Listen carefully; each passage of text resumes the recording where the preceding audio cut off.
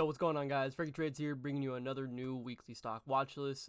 Not too much going on this week, as you guys can tell by the earnings calendar. But before we look a little bit deeper into it, don't forget to leave a like, comment, and subscribe to the YouTube channel. We'd really appreciate it, growing the channel day by day as everything goes on. So, pretty short watch list and a pretty short earnings week on its own. And as far as news goes, we do have 1 day off this week, and then I believe 2 half days this week as well. So either 1 half day or it's either 2 half days, 1 half day, but I know we have 1 day off for sure. But looking like a pretty short week for sure. So, and then as you guys can tell with the earnings calendar here, there is not too much to really go over, because that's 4 companies that I have never even heard of or will look to touch. So we can go ahead and dive to your guys' favorite part, which is the watch list. So first things first, you guys know I like to start with ES and NQ here. As far as ES goes, if I put this on the 1 hour for you guys, you can see that we currently have a flat bottom at 55.10.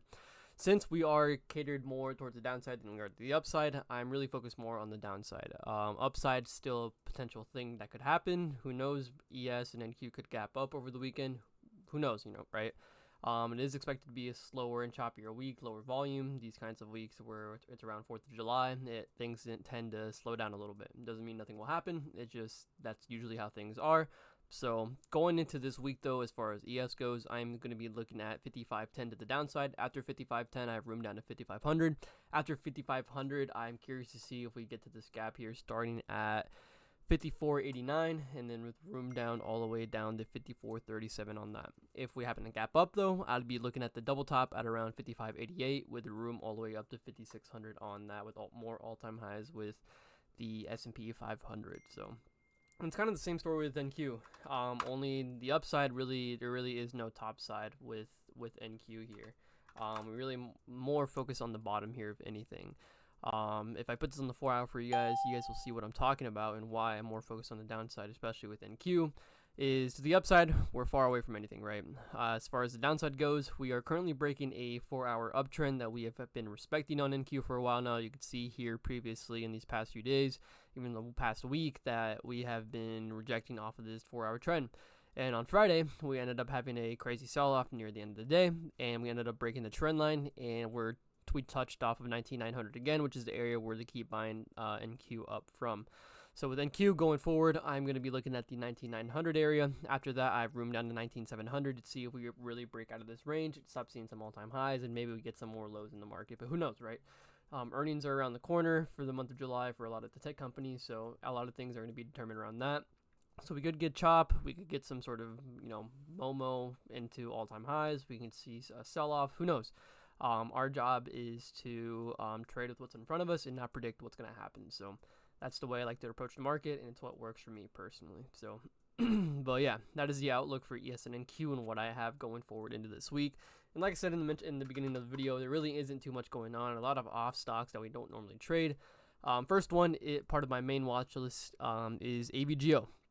You guys can see that we've been filling some of the gap that I've been talking about on the past few of these videos, with the gap that started at, I believe it was right here at 1652, and we've been filling that gap since then. What we have left of the gap is around 60 to 70 bucks here at 1564. That's where it resumes again. So with AVGO, I'd be looking to play that gap area again, around 1565, and taking it into that low of where the gap starts into 1560, with the room down to 1550 on AVGO. So pretty simple setup, not too much going on right there. So CRM or Salesforce, or as I like to say it in the chat, CRIM. A lot of people make fun of me, but with a stock where I have to say CRM, which is 3 syllables, as compared to something like CRIM, it's a lot easier said than having to pronounce 3-letter words, and it's a lot faster, especially when we're scalping. And if this trade happens to be close, it just happens to be convenient. But as far as CRM goes, we can go on the daily, and you can see that we actually have a gap that we've been filling to the upside as well. Consolidated there for a bit on Friday, so pretty simple setup here on CRM. I do consider this an A+ setup because I am a fan of key levels with gap fills, so that's one of my top setups. So as far as CRM goes, I'd be looking at the 260 level into the high at 260.18, where the gap resumes, and see if we get any momentum past that. So that is the setup for CRM. And then as far as NVIDIA goes, NVIDIA is actually part of the main watch list. And believe it or not, I actually haven't traded NVIDIA yet since it has split. I just haven't seen any setups to take advantage of or that I'm really comfortable with on NVIDIA. It's been a lot of me observing and seeing how the chat trades it and how Nora trades it and all these other interns that we have part of the team, and kind of gauging, seeing how they're taking this stock. But this is one of the very few setups now that I'm really comfortable watching and probably taking here. This is why it's part of the watch list. And it'd be at the 123 low here on NVIDIA. And you can see that we're currently in a range right now from 123 all the way up to 128 for the meantime. 3-day range, not too much, but who knows? It could be stuck here. We won't know until the week happens. So as far as the downside goes, I'd be looking at 123 into that 122.60 low. And then to the upside, I'd be looking at 128 all the way up to that 130 high. So NVIDIA is pretty simple setup. It's just a range setup, kind of similar to ES here. So nothing too crazy going on right there. And then part of the side watch. First thing is Amazon. Amazon went on an absolute tear here the past few days. I'm sure a lot of you saw from 190.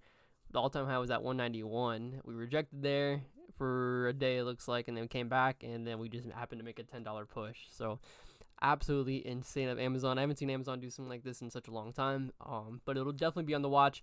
The only area that I'm really interested on this is 200. Nothing else, nothing more. Just going to keep it simple and watch the 200 area, since that'll be a psychological level and it'll be an all-time high break for something like Amazon. So lots of ways to flip the premiums right there for Amazon. Next up is SMCI. SMCI is a little bit more difficult. This stock does have a lot of follow through. This is why I always have it part of my watch list, and that's why I think it's a really clean stock. A lot of people don't think it is because of the spreads, because of the pullbacks, but if you size correctly, then it's not too big of a deal. So as far as SMCI goes, I'd be looking at the low from Friday at 815.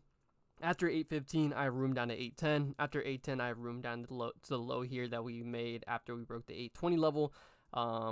Room down to 808. After 808, I have room down to 800. So pretty simple setup. It's a side watch because it's really close to the level, and with the way SMCI moves over the weekend or even overnight, this thing can move a lot. So it's part of the side watch list. Not expecting for this to be lined up for us in the morning for this week, but who knows?